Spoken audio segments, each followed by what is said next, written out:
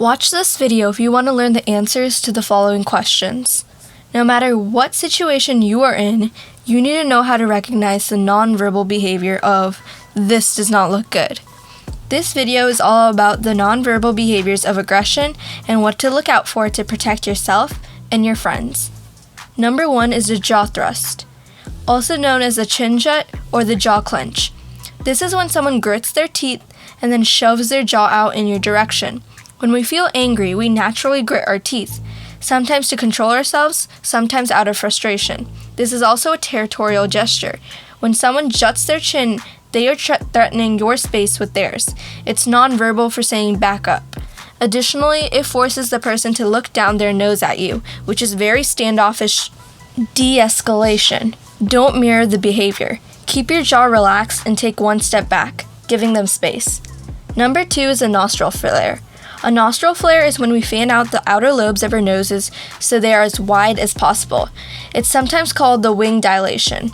Flaring your nostrils before a fight is a very important survival mechanism. When we open our nostrils, we are able to take in more oxygen so we have the energy to fight. Number 3 is the chest puff. Before getting aggressive, our bodies want to make as big as possible. This happens for 2 reasons. First, when we're bigger, we look more impressive to our opponent. Second, the more space our bodies take up, the more strength hormones we produce. It not only helps us perform better and think faster, but also makes us feel more confident. This is essential for winning a fight. De-escalation. If you see someone do this, don't cower. While you don't want to puff up like them, you don't want to cower either. This will only make you feel worse, but may encourage them to see you as a weak opponent. You are much better standing your ground and holding your hands out and open with palms up. This is a universal, non-threatening gesture and signals to them that you don't want a fight. Number 4 is pupil dilation. This is a hard one to catch, but I wanted to point out. When we're under stress, our brain goes into fight, flight, or freeze mode, where it needs to assess the environment incredibly quickly.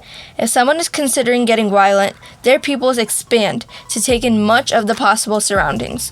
All of these thoughts could be happening subconsciously, but you need to be aware of this subtle change to predict aggression. Number 5 is blading. This is when you turn your body away from the threat so less of your torso is visible to them. Instead of facing someone front on, you put your leg and shoulder back so the opponent can only see and access the side of the body. Blading happens for multiple reasons. When you use this stance, less of your vital organs are exposed. Your shoulder and arm can take harder hits than your stomach or eyes. Additionally, your dominant leg steps back, making you more solid on your feet, and it's harder to push you back in this position. If you see someone step back with their dominant leg and bring their arms up, it's time for you to dodge and get out of there.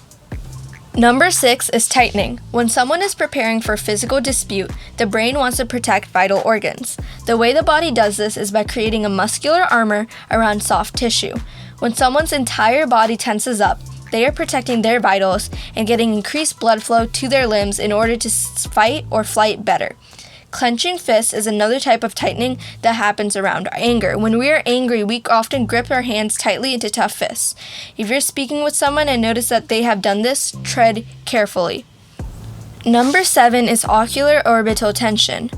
This is something that you need to watch out for. The ocular orbital muscles are right around the eyes. When people are suspicious or at best intensely curious, these muscles were tightening. You may think of these as a glare or narrowing your eyes at someone.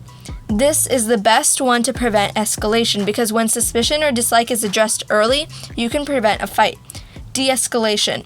If you say something and see the other person narrow their eyes, go right ahead into clarification mode. Figure out why exactly they're hung up and how to address it. Number 8 is rattling. Similar to how rattlesnakes curl up their tail to warn you, humans can sometimes do this to test their limits. Before getting violent, culprits will often do something to mess with your space. Any kind of interaction with your belongings, like pushing aside your backpack or nudging your glass, any kind of non-welcome physical touch, like flicking your arm, fluffing your hair, or shoving your shoulder. Hopefully you now know the basics about aggressive body language and can prevent a punch to the face, a very helpful tool to have in your skill set.